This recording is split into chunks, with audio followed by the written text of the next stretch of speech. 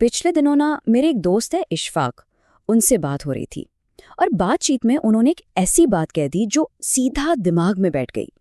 सुनने में तो आम सी बात लग रही थी, लेकिन उसने मुझे वाकई सोचने पर मजबूर कर दिया कि हम आखिर जी किस दौर में रहे हैं। उन्होंने कहा, यार हम लोग एज ऑफ टेक्नोलॉजी में जी रहे हैं।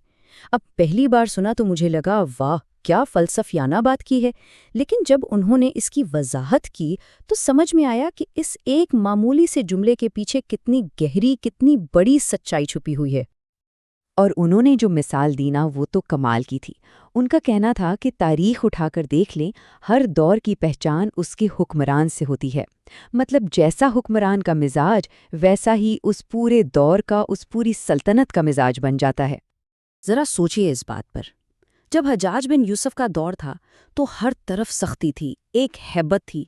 फिर हारून रशीद का ज़माना आया तो इल्म और हिकमत का बोलबाला था, सल्तनत का एक दबदबा था। तो सवाल ये है कि हमारे दौर का हुक्मरान कौन है? और यहाँ इशफाक ने पॉइंट मारा। उनके मुताबिक हमारा हुक्मरान है टेक्नोलॉजी। हाँ, टेक्नोलॉजी, एक ऐसा हुक्मरान जिसके अपने कानून हैं, अपनी मंतिक है और उसकी हुकूमत से कोई भाग नहीं सकता। ये तो अब नामुमकिन है। और तब जाकर मुझे ये बात क्लिक की कि असल पॉइंट है क्या।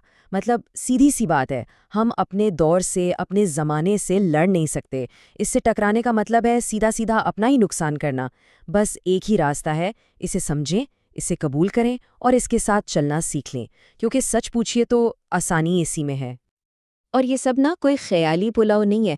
इसकी एक बिल्कुल जिंदा मिसाल, एक लाइव एग्जाम्पल आजकल कराची की सड़कों पर देखने को मिल रही है।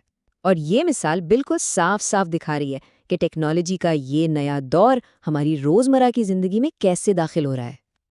जी हाँ, मैं बात कर रहा हूँ ई चालान की, यानी वो सिस्टम जिसमें कैमरों के जरिए ट्रैफिक कवानीन तोड़ने वालों को ऑटोमेटिकली जुर्माने भेजे जाते हैं। यही तो है टेक्नोलॉजी की हुक्मरानी की सबसे बड़ी मिसाल, जो अब हमारे शहर में भी आ चुकी है। लेकिन मज़े की बात, या शायद हैरानी की बात यह है कि इस नए मॉडर्न सिस्टम पर लोगों का रिएक्शन क्या है। कोई खुशी, कोई सुकून? बिल्कुल नहीं, बल्कि एक अजीब सा खौफ है, एक घबराहट है पूरे माहौल में। ऐसा लग रहा है जैसे कोई नई आफत आ गई हो सर पर।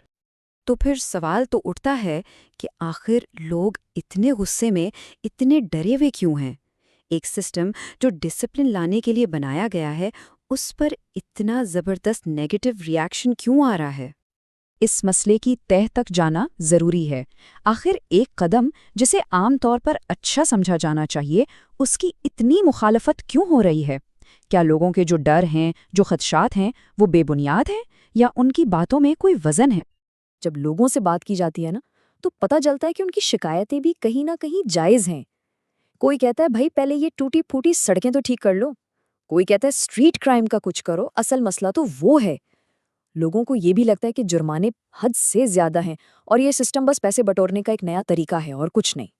लेकिन अगर थोड़ा गहराई में जाकर सोचा जाए ना, तो इस पूरी नाराज़गी की, इस गुस्से की जड़ सिर्फ एक लफ्ज़ में छुपी है, और वो लफ्ज़ है रवैया। जी, रवैया। हुकूमत का वो रवैया जिसके तहत ये सिस्टम लागू किया जा रहा है। जब लोगों को एतमाद में लिए बगैर, उनकी मुश्किलात को समझे बगैर कोई चीज़ सीधा उन पर मुसल्लत कर दी जाती है, तो रिएक्शन तो फिर ऐसा ही आएगा ना।